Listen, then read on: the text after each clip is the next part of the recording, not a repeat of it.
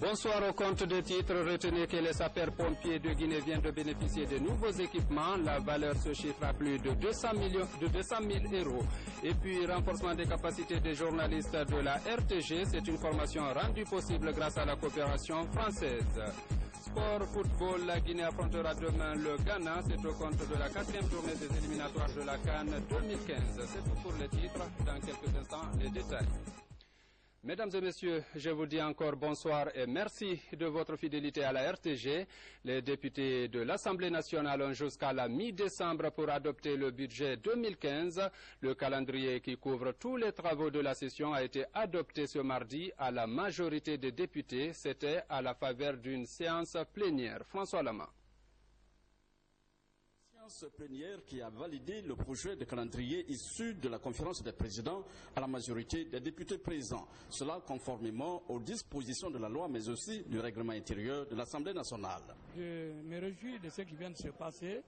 Ça prouve que vraiment la démocratie, la culture de la démocratie règne au sein de l'hémicycle.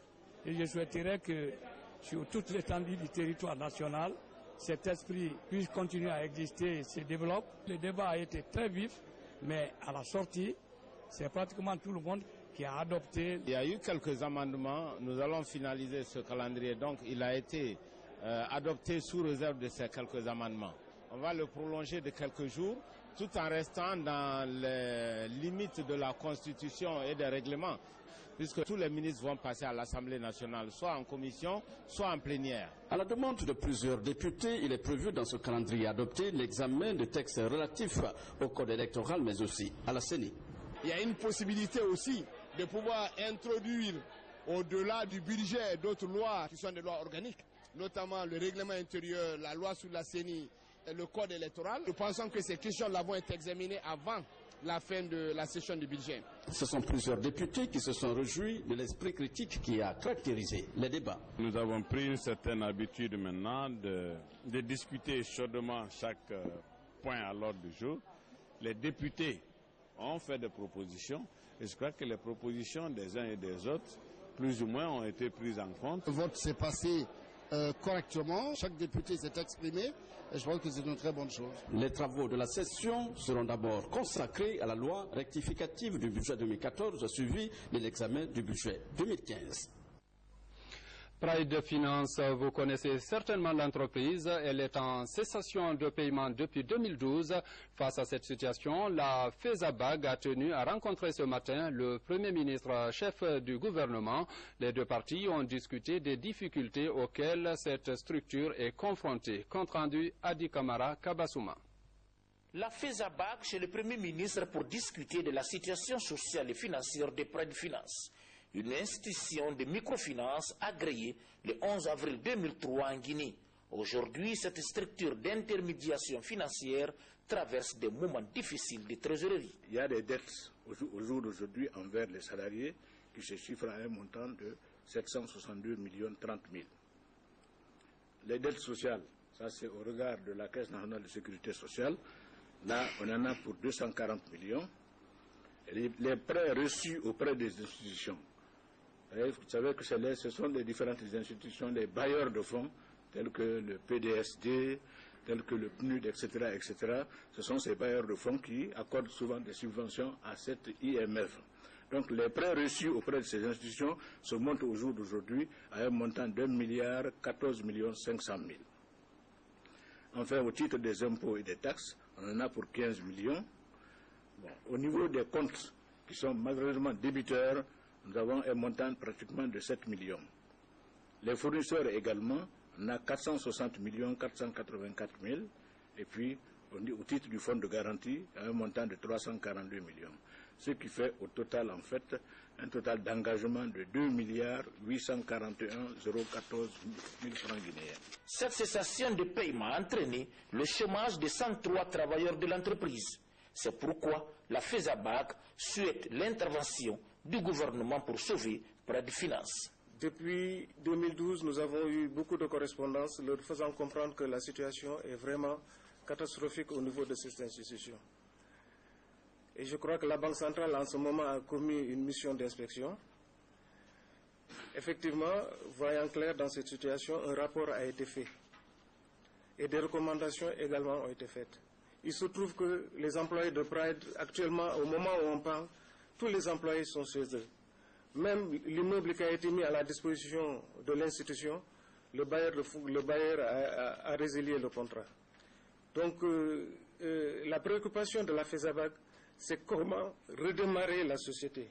Le Premier ministre a tenu compte de certains paramètres liés à l'apparition de la fièvre hémorragique à virus Ebola en Guinée qui frappe de plein fouet l'économie nationale pour demander un cadre de concertation assorti d'un mémo pour situer les responsabilités de cette mauvaise gestion. Quand une banque, une structure comme celle-là a des problèmes, qui doit taper sur la table, qui doit dire arrêtez et qui doit prendre des mesures pour que la situation n'empire pas. Ce qui est encore dans le flou. Cet avis de grève vient au mauvais moment. Je crois que le moment est très mal choisi. Vous êtes des Guinéens comme nous. Il faut que nous disons certaines choses entre nous. Au jour d'aujourd'hui, le gouvernement est préoccupé par cette affaire d'Ebola, qui n'est pas une petite affaire. Tous les jours que Dieu a créé, Ebola relève des surprises, tant son impact sur l'économie est grand. Les emplois doivent être sauvés en tout temps. Ça, c'est le devoir du gouvernement, c'est le devoir de nous tous. Mais il faut savoir le contexte et la façon dont il faut agir. C'est ce qui est important pour nous aujourd'hui. Franchement, c'est de trouver des moyens de déplacement. C'est de trouver des médicaments, c'est de créer des centres. Parce que Ebola, contrairement à ce que nous avons pensé, tous les problèmes aujourd'hui nationaux deviennent secondaires par rapport à cette lutte que nous devons gagner. Il y va de la survie de notre pays. Pas seulement en tant qu'être humain, mais en tant que société et économie. Toutes les perspectives économiques semblent dérivées. Il faudrait plutôt parler de sauver la nation guinéenne, la Guinée. C'est pourquoi, quelle que soit l'acuité de ce problème, je voudrais d'abord que vous renonciez à cette grève qui vient au très mauvais moment. Je demande à ce que vous revoyiez votre position. Nous allons, autour de la table, voir tout ça. Par le dialogue, par la concertation, nous pouvons arriver à bout de toutes choses. On va établir les responsabilités. Ce qui est arrivé à la Badam, c'est ce qui est arrivé. On s'assoit, on attend qu'il y ait la faillite, qu'il y ait des problèmes, pour demander au gouvernement de jouer aux pompiers.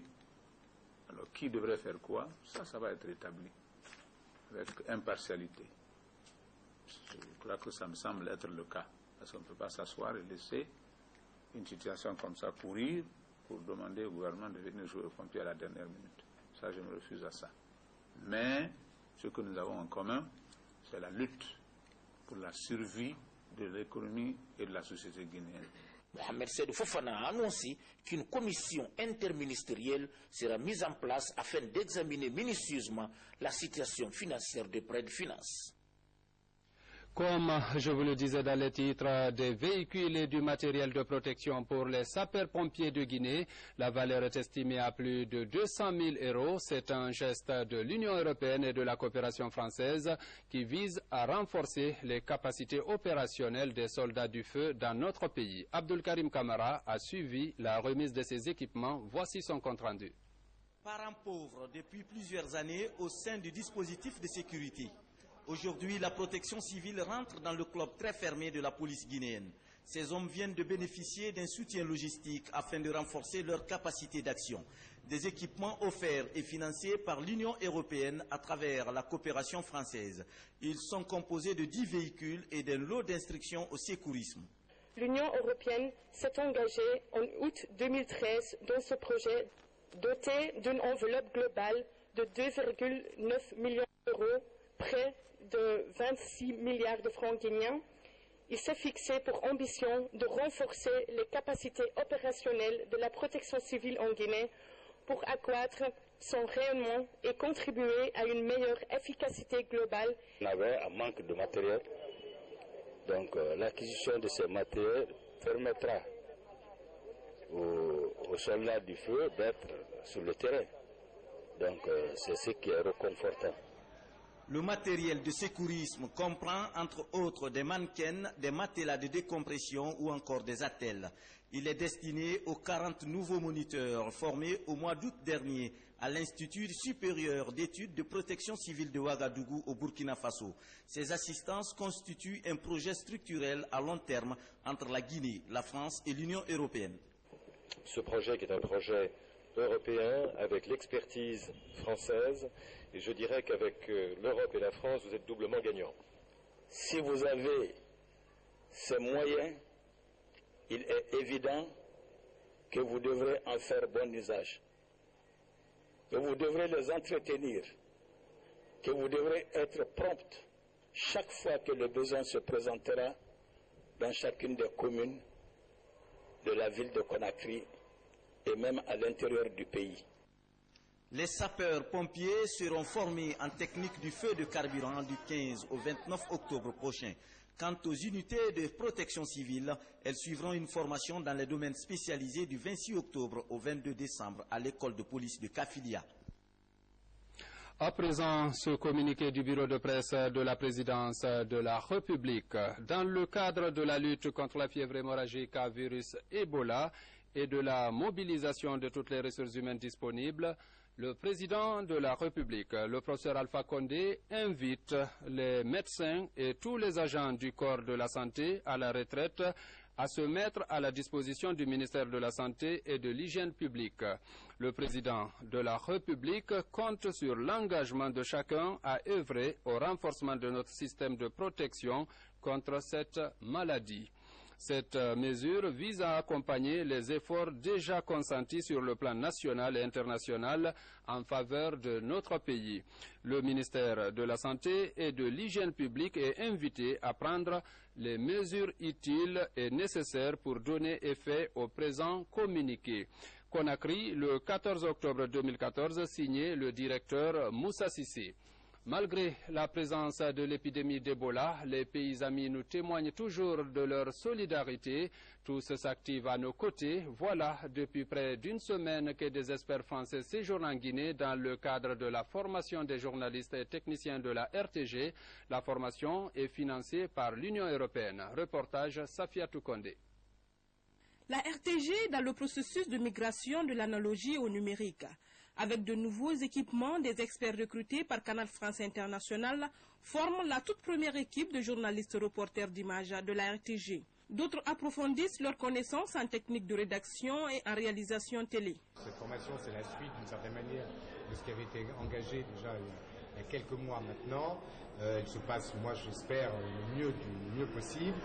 Je pense que, comme souvent ici, les journalistes et les techniciens engagés dans la formation sont vraiment volontaires, veulent vraiment bien faire, veulent progresser. Je pense qu'il y a une volonté, je pense à la volonté de la direction générale qui est quand même claire de moderniser la RTG, d'essayer de donner des standards professionnels internationaux. Eh bien voilà, maintenant c'est à tout le monde de jouer, quoi. C'est une formation qui intervient dans un contexte particulier pour la Guinée. Le pays fait face à l'épidémie d'Ebola, une épidémie qu'on peut bien éviter en respectant les mesures d'hygiène. D'abord, je crois qu'il ne faut pas nier la maladie elle-même. Il y a bien une épidémie en cours, il faut donc être prudent, il faut donc s'assurer qu'on prenne toutes les précautions que les autorités guinéennes imposent aussi à la population. Donc là-dessus, on suit à peu près ce que fait la population. Moi, je pense qu'il y a effectivement un effet d'emballement. Les amis français qui, d'aventure, voudraient venir en Guinée, d'y venir sans problème, simplement, évidemment, en prenant des précautions qui sont liées à une maladie en cours. Alors que la psychose gagne du terrain et empêche certains de fréquenter les pays touchés par la maladie, ces experts de CFI sont décidés à aider la télévision guinéenne. La première étape de la formation prendra fin demain. Les semaines à venir, un autre module de formation sera enseigné aux journalistes. La Guinée reste donc fréquentable. Il faut d'ailleurs rassurer que le combat contre Ebola se poursuit activement à travers des campagnes d'information et de sensibilisation. C'est le cas notamment à Massanta, dans la région forestière, où le ministre de la Pêche et de l'Aquaculture a animé des meetings de sensibilisation pour rassurer les populations sur l'existence de l'épidémie. Une occasion mise à profit par Luceni Camara pour rétablir également la confiance vis-à-vis des humanitaires. Reportage Moussa Komara. Après Guékédou, Massenta est le deuxième épicentre de l'épidémie de la fièvre hémorragique à virus Ebola. Ici, la quasi-totalité de la population ne croit pas à l'existence du virus, alors que l'épidémie a tué plus de 300 personnes. Le ministre de la Pêche et de l'Aquaculture vient sensibiliser la population sur l'existence de la maladie et les mesures à prendre pour l'éviter. Cette démonstration, c'est pour prouver au peuple de Guinée que c'est des hommes qui sont dans cette tenue, c'est des Guinéens qui sont dans cette tenue, c'est leurs frères et leurs sœurs qui sont dans cette tenue et qui viennent pour leur sauver la vie. Parce que pulvériser une concession, c'est sauver la vie à d'autres Guinéens. Arrêtons Ebola. N'écoutons pas les désinformateurs. Le taux de contamination et de mortalité de l'épidémie reste élevé dans la préfecture de Massenta.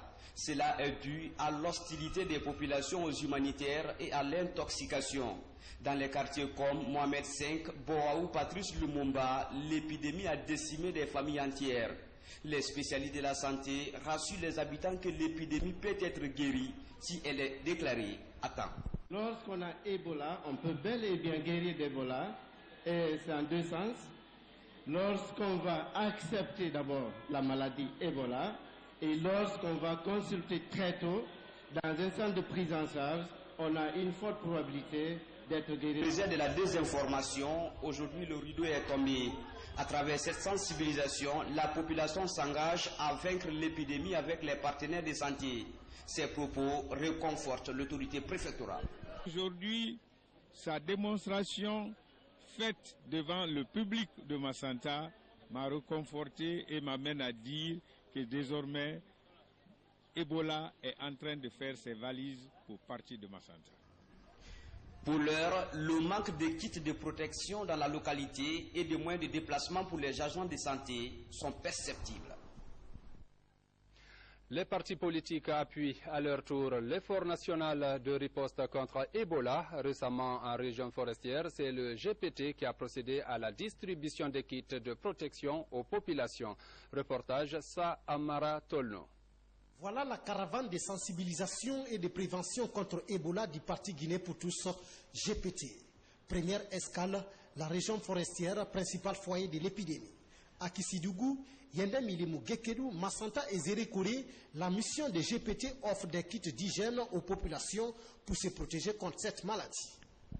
C'est un mal qui frappe le pays. Nous devons tous nous donner la main, mettre à l'arrière un certain nombre de choses et la patrie, la sauvegarde des vies humaines, en faire une priorité. Et c'est la raison pour laquelle le parti Guinée pour tous, sur la direction de son président, a décidé de faire cette campagne de sensibilisation et de prévention contre cette fièvre Ebola. Ces kits viennent renforcer le dispositif de riposte déjà mis en place.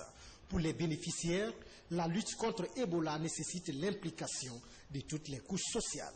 Chaque fois que la Guinée est en difficulté, les enfants guinéens oublient tout pour dire d'abord la Guinée et ils se mettent ensemble, ils combattent l'ennemi commun. Et aujourd'hui, effectivement, nous nous trouvons devant une telle situation. L'Ebola n'est pas Soussou, l'Ebola n'est pas Peul, l'Ebola n'est pas Tissé, l'Ebola n'est pas Berger. Ebola est venu pour... C'est une maladie qui attaque tout le monde. Et c'est pour ça que tout le monde doit se lever pour combattre Ebola. Nous sommes très satisfaits parce qu'il faudrait que nous réussissions à mettre hors de notre pays, de notre sous-région, du monde entier même, n'est-ce pas, cette fièvre hémorragique à virus Ebola qui est en train de causer des ravages, qui est en train de pénaliser notre économie, qui est en train même, n'est-ce pas, de pénaliser le social dans notre pays. Déjà à Conakry et à Forêt-Carrière, le parti Guinée pour tous a distribué 1600 kits.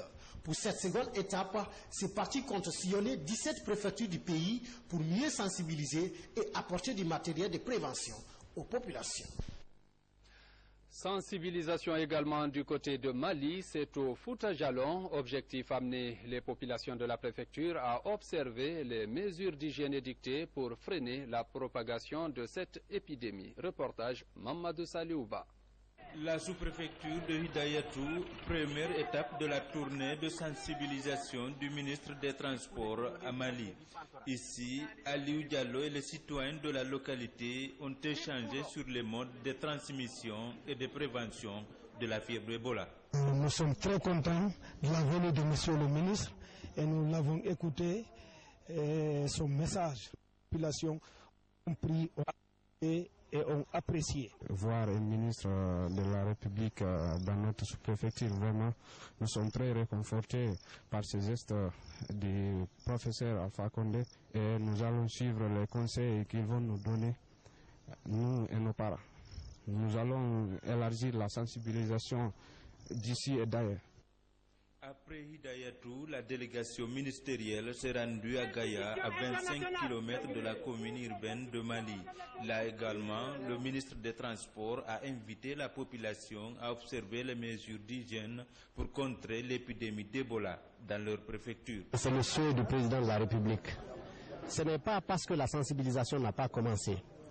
La coordination nationale Ebola est déjà représentée au niveau des différentes structures de santé de la région, de la préfecture et de la sous-préfecture. Il a tenu à ce que l'ensemble des membres du gouvernement sortent, qu'ils se rapprochent des populations pour qu'ils communiquent et qu'ils leur disent exactement de quoi il s'agit. Que la Ebola est une réalité, mais ce n'est pas une fatalité.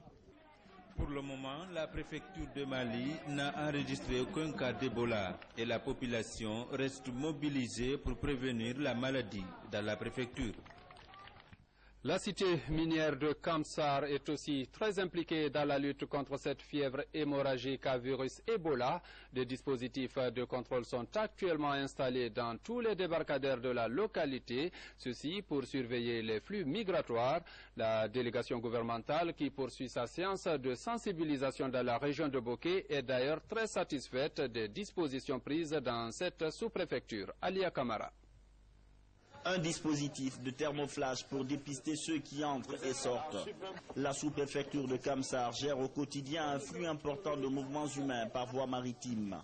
Les 23 débarcadères constituent la porte d'entrée ou de sortie de plusieurs centaines de personnes de nationalités différentes. Ces déplacements se poursuivront suivant les recommandations de l'intégration sous-régionale, mais sont désormais soumis à des contrôles plus stricts.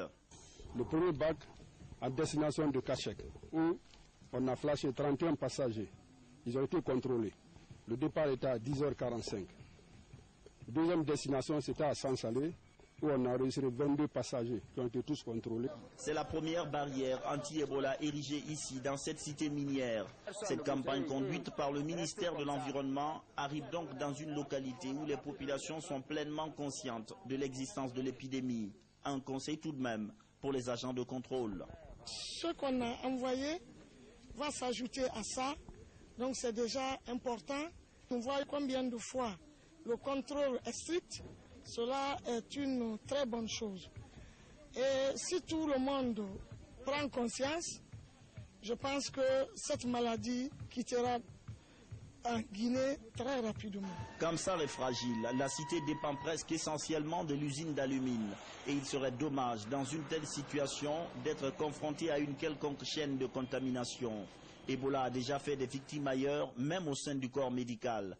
Les spécialistes ont des témoignages poignants. Après Kamsar, cap sur Kolabougni, véritable passage carrefour pour la région de Boké. La mission s'est également entretenue avec les populations en les invitant au respect des mesures de prévention. Après cette édition d'information, vous suivrez un documentaire réalisé par Vox Africa sur la fièvre hémorragique Ebola. Une autre lutte, mais cette fois-ci contre les mutilations génitales féminines. Ce combat est mené par les communicateurs traditionnels qui cherchent à mettre fin à cette pratique néfaste à la santé. Le point avec Mamadou Alpha Baldé. La pratique de l'excision constitue l'une des principales sources de problèmes pour la couche féminine, notamment dans les complications liées aux accouchements. En Guinée, le réseau national des communicateurs traditionnels, l'UNFPE et le ministère de la promotion féminine unissent leurs efforts pour endiguer le phénomène. À Kindia, d'anciennes exciseuses, leaders communautaires, groupements féminins et jeunes filles sont sensibilisés sur le sujet. Nous sommes là pour vous dire que l'excision nuit à la santé de nos enfants. Partout dans le monde, les médecins le disent. Nous aussi, nous devons complètement bannir ça dans notre pays. C'est pour le bien-être de nos enfants. Cette campagne de sensibilisation du RENACOT a permis d'observer des dépôts de couteaux d'anciennes exciseuses. Elle s'engage désormais à œuvrer contre les mutilations génitales féminines. Nous avons beaucoup appris avec cette sensibilisation. L'excision n'est pas bonne pour nos filles. Je crois que c'est vraiment le moment d'arrêter. Réalisée dans les régions de l'Abbé et Kindia, cette campagne de sensibilisation devrait contribuer à l'abandon des mutilations génitales dans notre pays. Les chantiers de l'indépendance suscitent de vives émotions dans la ville Carrefour. Cette fois, c'est au tour des femmes de manifester leur reconnaissance au chef de l'État, professeur Alpha Condé, dont la politique de délocalisation des festivités modernise progressivement les villes de l'intérieur du pays. Au nombre des grands chantiers, on peut citer la construction des grands marchés qui touchent directement les femmes. Le point avec Habib Thiam. Elles sont les représentantes de plus de 500 femmes qui adhèrent à la politique du chef de l'État pour cause la construction de ce grand marché de Pépé Calais à Almamia. Il figure parmi les grands chantiers de la fête d'indépendance à Mamou. Attendu à Pétel et notre quartier de Mamou, l'envoyé du chef de l'État est accueilli dans l'effervescence. Très spontanée, la manifestation est organisée par un groupement de femmes engagées dans l'assainissement de la ville. Nous sommes très fiers de notre président Alpha Condé. Les bâtiments qu'on est en train de construire présentement à Mamou depuis 1958 jusqu'à nos jours, on n'a jamais vu Mamou avec cette bonne mine. Quand tu es à Mamou aujourd'hui, tu diras que tu es en Europe. C'est la deuxième fois que je rencontre différents groupes de femmes qui adhèrent aux idées du chef de l'État. Cela veut dire que la population de Mamou reconnaît les efforts que le chef de l'État est en train de fournir pour le développement de la ville de Mamou. En tant que fils de Mamou, je suis très fier. À 2 mois des festivités commémoratives de l'indépendance, Mamou est fortement rythmé par les manifestations de réjouissance. Pour football, il faut dire qu'au compte de la 4e journée des éliminatoires de la CAN 2015, le Sili livrera demain au Ghana le second face-à-face de la double confrontation qui l'oppose au Black Stars du Ghana. Lors du premier match, les deux équipes avaient fait un but partout. Le commentaire est signé Oumar Dieng. Les Guinéens avaient joué trop timide au cours de la première période de ce Guinée-Ghana du samedi 11 octobre 2014 au stade Mohamed V de Casablanca. Et les Ghanéens plus entreprenants en première période inscrivent dès la 24e minute un but du capitaine Guillaume Asamoah et s'en vont à la pause avec cette légère avance.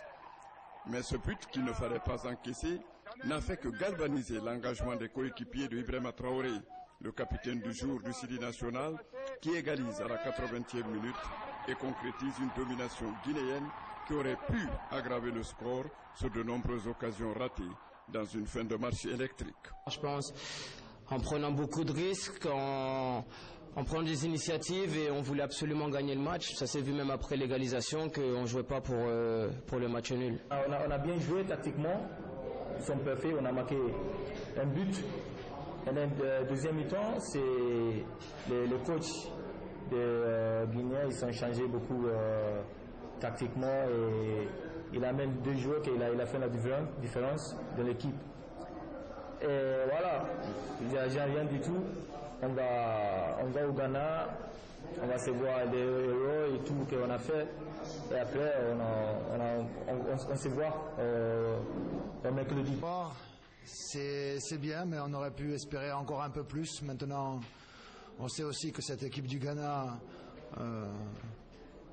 chez elle, va vouloir montrer un autre visage sûrement, quoi. Et on sait que cette équipe a de la qualité, donc il faut qu'on se prépare bien récupérer surtout avoir des bonnes nouvelles parce que Florentin a fini un peu avec une gêne à la cuisse, donc c'est un peu ce qui me préoccupe ce soir. Les matchs Ghana-Guinée et Togo-Ouganda de demain mercredi 15 octobre s'annoncent donc très décisifs dans ce groupe E où le classement est très serré à la différence des points. Avec le Ghana en tête avec 5 points, la Guinée et l'Ouganda se trouvent à 4 points et le Togo à 3. Mesdames et messieurs, c'est la fin de cette édition. Merci de l'avoir suivi et bonsoir.